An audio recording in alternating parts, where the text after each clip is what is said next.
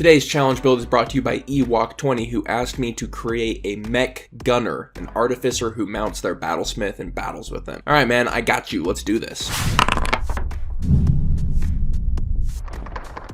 We are just a few subscribers away from the 15K benchmark, so if you guys want to help the channel grow a little bit, go ahead and hit that subscribe button, we'll really appreciate it. But with that out of the way, let's jump into the build. So the challenge is that we're riding a mech, right? So we're going to be riding our Steel Defender, that's pretty clear. We're going to be an Artificer, we're going in Battlesmith, all that jazz. What I'm about to say is going to be very dependent on how your DM rules, but I would like our Iron Defender to actually be a metal mech man. Think of it as a medium-sized construct that our small self can like climb into and then use. So I think of it more as a humanoid, a very Gundam style. But what flavor do we want with it? I actually decided on going with a bit of a telekinetic flavor. I like the idea that our character has created this technology that allows them to mentally communicate with machines and kind of control them from afar. And so we're taking this normally like Professor Xavier flavor, but we're applying it to machines. So we're controlling these mechs as we use them for combat. I thought that was pretty neat, so that's what I'm going to run with. But we have a limitation here. We have to be small because our Steel Defender is medium, and if we want to use it as a mount, we have to be small. So taking a look at those small characters and kind of thinking about which ones would fit the flavor, I went with Deep Gnome. Not only do gnomes fit the flavor of Artificer perfectly, and thus the ability to make technology that can mentally communicate with machines, that totally makes sense for a gnome, but they also have fantastic dark vision at 120 feet, better than any other lineage. And as a primarily ranged character, that's really going to help us out, so I'm happy that we're picking it up here. On top of that, we get magic resistance for our mental saves. So yeah, Deep Gnome is really, really strong. As for our stats, we're going to be going primarily into intelligence, but we need to make sure we have at least 14 in dexterity for our medium armor, and from there the rest we'll throw into con and wisdom. Con for our HP and wisdom for our wisdom saves. But because wisdom saves are less of a problem from level 7 onwards, con is definitely going to be the tertiary, with wisdom being the leftovers. Let's start off with our first level. We're going to want to be picking up a musket. Now I know that normally we wouldn't allow guns, and normally I wouldn't do a gun-based build, but if I'm building kind of a high-tech mech, I think that this is a good place where we could actually attempt to get a musket. But if your DM's not going to let you, a light crossbow will work fine, not quite as effectively, but it'll work fine. Starting off level 1, we haven't really hit our stride yet. We're just a level 1 Artificer. We can't use our weapons with our intelligence modifier yet, so we're going to be stuck using basically a light crossbow for our primary weapon. We're just going to want to stay in the back and stay out of the main fights. Our main spell is going to be Fairy Fire. It's going to set our teammates, but also us up to continually have advantage on our attacks, and that's going to be a staple spell for us until we're getting even better spells later down the line, but for now that's very, very strong. As for our cantrips, we definitely want to pick up Mending to heal off our Steel Defender or our mech. As for the second cantrip, it's really free-flowing. I went with Mage Hand just because I think it's a really useful cantrip, but you guys can honestly do whatever fits your character best. Main idea here is we want to be picking up the musket as soon as possible. I would ask your DM beforehand if that's going to be something you can work your way towards, save up money for, because that's what we're going to want to do ASAP. Otherwise, we're just going to pick up a light crossbow and use medium armor from there. With level 2 comes infusions, and the big one for us is Repeating Shot. Repeating Shot is going to be fantastic on a musket because one, we're not going to have to buy that extremely expensive ammo, and it completely ignores the loading property. So it takes your musket from being this 1d12 kind of sniper rifle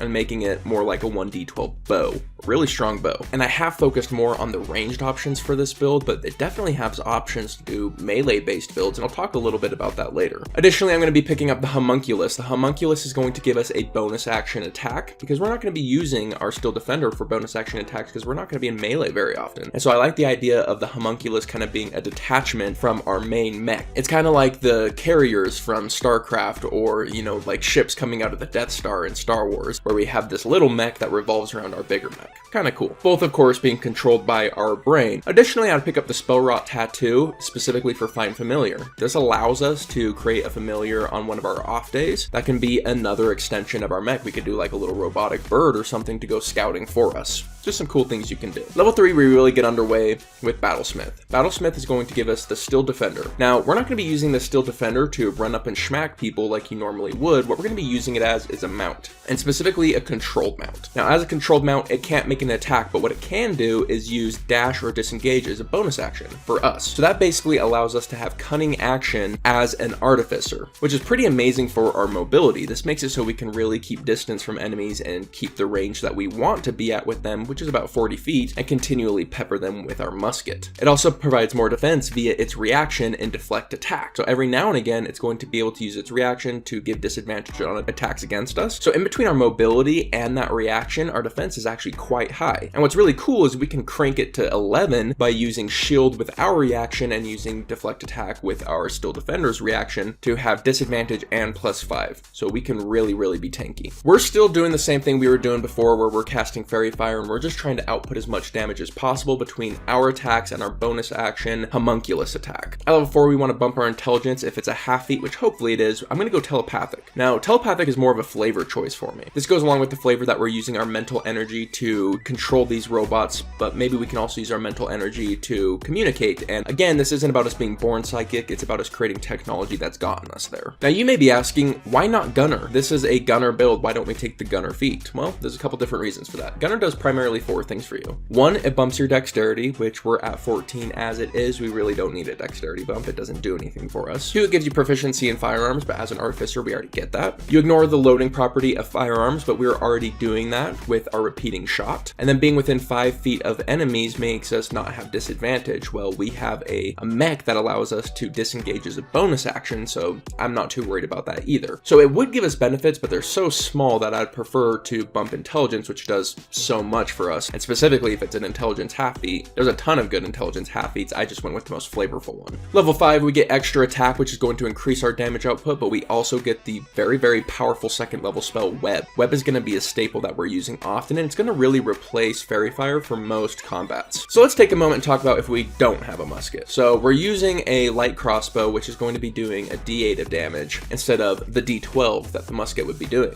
An option we have with this build is actually to go with a lance. A lance gets us back to that D12, and it plays very similar to a musket. Instead of getting repeat shot, we would just get enhanced weapon, run in there and smack people using reach, and then if we're ever pressured, we can use disengage, and we still have the bonus action Homunculus. So it's the same playstyle, it just decreases our range by a significant amount. It's still completely doable and still powerful, and probably what I would do if I'm not given the musket, but just something to keep in mind. Level 6, we get tool expertise, but more importantly to me, we get another infusion, and I'm looking at Pipes of Haunting here. Pipes of Haunting combined with mobility is great for an additional layer of control. We're great at single target damage, but if we're getting swarmed or surrounded, Pipes of Haunting can really come in and push a lot of those enemies away for us. Combined with something like Web, and we can actually be decent controllers on top of good damage output. Level 7, we get Flash of Genius, and this is really why I haven't worried too much about our saves up to this point, is because Flash of Genius is just so strong for saving throws. Even though we do technically have a wisdom save weakness, I just feel like it's less of a weakness than most characters are going to deal with. Flash of Genius is just that strong. At level 8, I'm going to be maximizing my intelligence, but if it's already maxed, I'm going to be looking at Sharpshooter. Less so for the -5 +10 damage, which there's going to be ACs that definitely comes into play and will increase our damage output, but it's more about the range. The fact that we can go from 40 to 120 effective range is fantastic and allows us to have so many different options for our positioning that I'm really looking at that for Sharpshooter. Level 9, we get 3rd level spells, and Haste definitely stands out to me to get that extra attack off per turn. I think is pretty fantastic. And it also gives us Arcane Jolt, and as a ranged character who avoids most damage, I'm going to be using it to just increase our damage output. And this is specifically good when we get crits, because it also doubles the 2d6. You can think of these as mini smites from afar. That's a lot of damage output. That's going to be 3d12 plus our Homunculus attack, some of those Sharpshooter depending on what our enemy's AC is, and throwing in Arcane Jolts whenever we feel like, or when we get crits. Our damage output is significant, and that's for single targets, and when it comes to crowds, we have the Pipes of Haunting and Web still in our back pocket to control them. Yeah, so we're a pretty dang well-rounded character with a strong AC, high mobility, and the saves to back it up. At level 10, I'm going to pick up the Helm of Awareness. It's just an infusion I've never picked up before, and I think it would work quite well on this character. It keeps us from being surprised and gives us advantage on initiative rolls so that we can get the very powerful web off before anyone else can even move. Things like that, it really sets us up for success. Keep in mind that at this level, we also have 4 attunement slots, and our Iron Defender or our mech also has 3 attunement slots. So there's 7 magic items we can put on our team, so to speak. So there's 7 magic items for this character to be used. So yeah, our infusions are covering some of them, but pick up magic items as well and see which ones you can use with your mech and which ones you can use yourself. At level 11, we get Spell Storing Item, and this is a really cool item for us because we can give it to our mech to use for us, so we just have to use a bonus action to be able to use whatever we put into it. So we can change Web to a bonus action spell, for example, or another one I love is Vortex Warp. So I love the idea that we're in the back line, we're sniping,